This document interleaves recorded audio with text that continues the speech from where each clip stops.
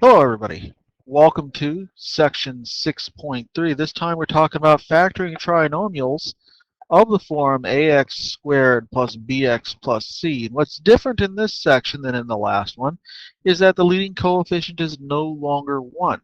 And that complicates our job just a little bit. The whole idea, though, is still the same.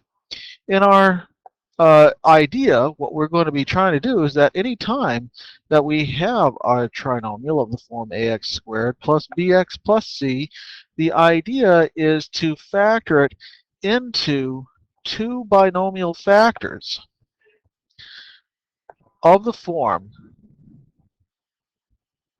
something times x plus something, something times x plus something, which I know sounds kind of weird for me to put it that way, but what are we actually looking for? Well, in other words, we have 5x squared plus 8x plus 3 in this example.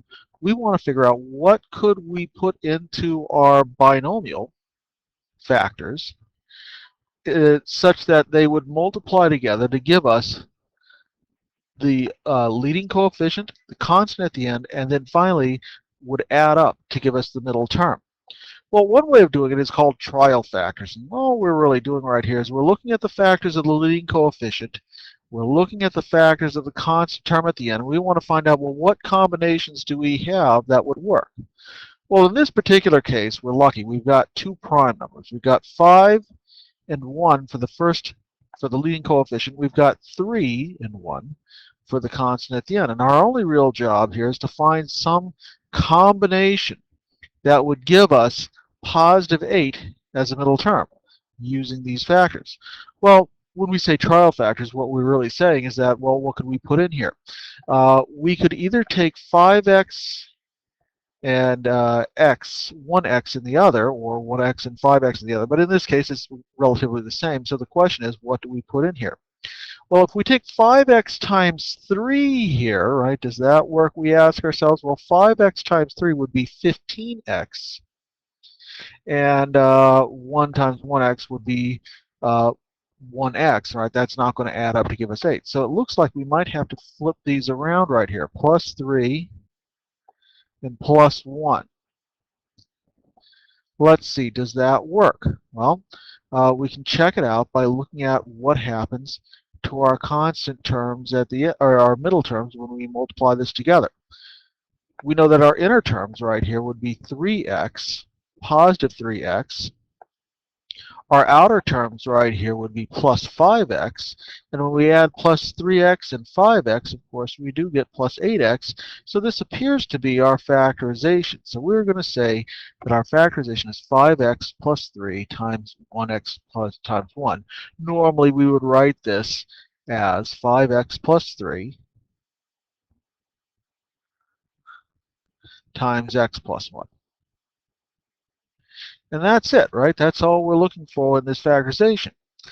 All right, well, that was a nice basic one. The only issue for us was just trying to find the right combination of the placements of our 5 and 1 for our leading coefficient in each of these two binomials, and the 3 and the 1 for each of our constant terms in our binomial. What happens when it gets a little bit more complicated, as it does here with 6 and 5?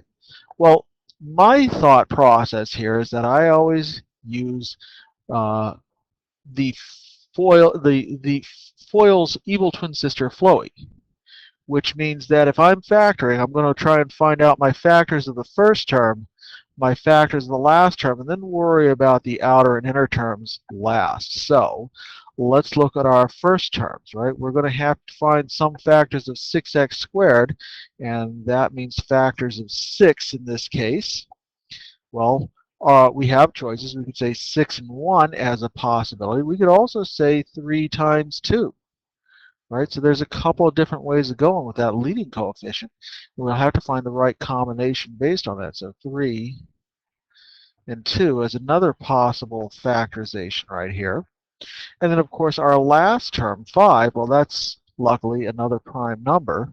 So we're going to have 5 and 1 in some combination right here. So how should we write it? Well, again, we're going to get two binomial factors.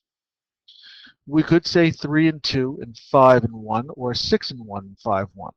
Now remember, we have to add up to negative 11, which means that our last term actually has to have both of these terms being negative right here, because if we have a negative and we have a negative, our constant term at the end is positive. All right, so what do? Let's take this on. Let's say, let's try 6 times negative 1. If we try 6 times negative 1, we get negative 6. If we take 1 times negative 5, we end up with negative 5. And the sum of negative 6 and negative 5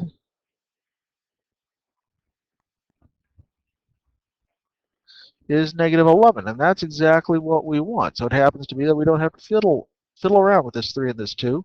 We can say, well, if I have 6x and x as my leading terms, then I have to make sure that I get 6 times negative 1. So I'm going to have to put a 1 here.